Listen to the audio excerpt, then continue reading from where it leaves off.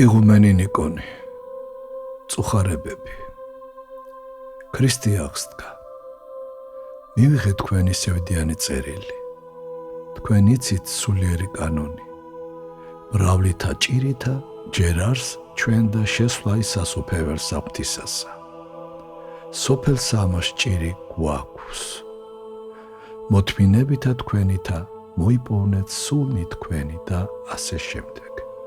ეს ყველა მორწმუნემ კარგად უნდა გაითავისოს. ღმერთ კაცმა ნერწყვებით, გამკიცხვით, ცემით და სხვა შეურაცხყოფები საშინელი ჯვარი და სიკვდილი დაითმინა. ღვთისმშობლის სული მახვილმა განგმირა და ეს მახვილი მის გულში ტრიალებდა მაცხოვრის ჯვარცმის მთელი დროის მანძილზე.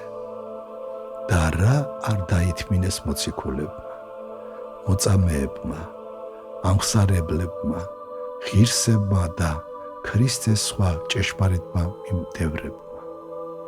რომელსა უნდეს შემოდგომა ჩემდა, უარყავ თავი თვისი და აღიღენ ჯვარი თვისი და მომდევდინ მე. თუ თქვენ გულწრფელად გსურთ, შეუდგეთ იესო ქრისტეს სხვა გზა გარდა ამისა, რომელიც მან მიგვითითა არ არსებობს. ესაა გარეგანი მწუხარების, ხორციელი სნეულებების, საკუთარ ვნებებთან მუდმივი ბრძოლის გზა. იმ ვნებებთან სულ სხვადასხვა სახით რომ ვლინდებიან.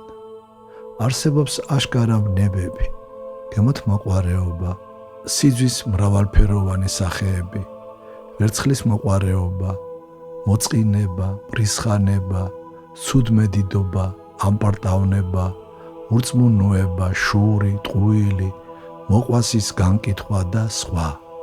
ქრისტეს მოწაფეებს თანმიმდევრულად უხდებოდა ბრძოლა ყველა ამ ვნებასთან. ბრძოლაში ის ხან გამარჯვებულია, ხანაც დამარცხებული, რაც ძალების დაძაბვასა და მოთმინებას მოითხოვს. ეს ხშირად იქცევა ხოლმე ნამდვილ სატანჯველად, ჯვრად, რომელსაც ვერსად გაექცევი. ორიდან ერთი, კაცი ან უბრძოლელად ნებდება ვნებებს, ირჩევს ამას სოფელს და აქაურ ცხოვრებას, ან და იბრძვის, იტანჯება და ამ გზით სულიერად წარემატება. თქვენი მდგომარეობა, რომელზეც გადაკვირით იწერებით, ასევე ვნებაა, ძველი კაცის თვისება, მაგრამ მტრის მზაკვრობით მუდამ დაფარული, 1000 მინარევით შენიღბული და გართულებული. ეშმაკები თუმცა კი დაბნელდნენ დაცემის შედეგად, მაგრამ თავიანთი ანგელოზობრივი გონება და სხვა უნარები გარკვეულწილად შეინარჩუნეს. მათ მშვენივრად შეისწავლეს კაცის ფიზიკური და ფსიქიკური თვისებები. აქვთ წვდომა მის ხორცთან, ნერვებთან და ტვინთან. შეუძლიათ ზეგავლენის მოხდენა მშვენიერ თვისებებსა და გამოვლინებებზეც, მუდამ კაცის საზიანოდ და წარსარწმენდელად. ჩვენ ახალ ბედებს, გამოუცდელებს სულიერი ხელმძღვანელის გარეშე დარჩენილებს ერთი რამის ცოდნა გმართებს. ჩვენ თვითონ ვერ მოვერევით და ვერ დავამარცხებთ ვნებებსა და ეშმაკებს, მაგრამ ჩვენი ძალისამებრ უნდა ვებრძოლოთ მათ და როცა დავეცემით, დაუცხრომლად მოუხმოთ უფლის შეწევნას. ყოველი თესლები გარემო მათგა მე და სახელითა უფლისაითა ვერეოდე მათ. ვერც თქვენ მოერევით საკუთარი ძალების ამარა, ვერც მით უმეტეს სხვა ვერ იშველით ეშმაკებთან ბრძოლაში, მხოლოდ უფლის შეწევნით გაიმარჯვებთ.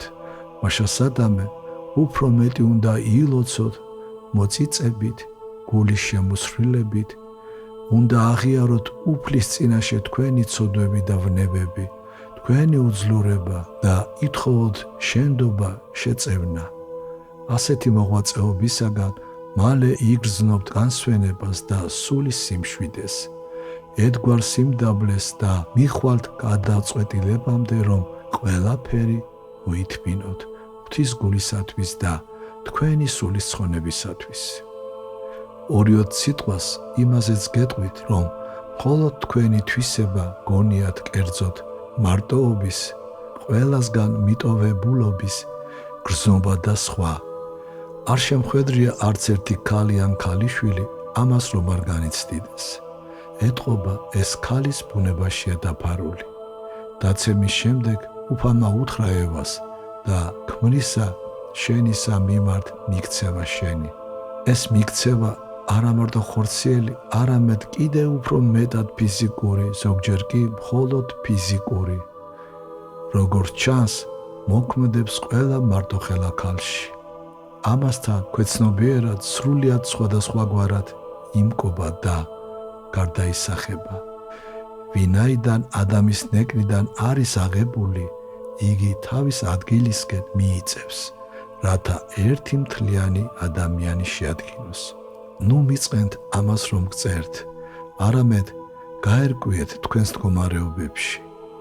ის მაინც ხადია, რომ ისინი ძველი კაცის თვისებებს წარმოადგენენ და მათში კი არ უნდა ჩავრჩეთ, არამედ უნდა ვებრძოლოთ მარხვით, ლოცვით, წმინდა წერილისა და წმინდა მამების ზომიერი კითხვით, ფიზიკური შრომით, ზოგჯერ დაღლითაც კი. ჯერჯერობით ამით დავასრულებ. უფალმა შეგაგონოთ ყოველივე კეთილი. გაკურთხოთ და შეგეწიოთ, რათა იპოვოთ სწორი, კერძო თქვენთვის განკუთვნილი გზა და ამ გზით სათასასუფეველში შეგიცხვეთ. 1958 წლის 17 აპრილი.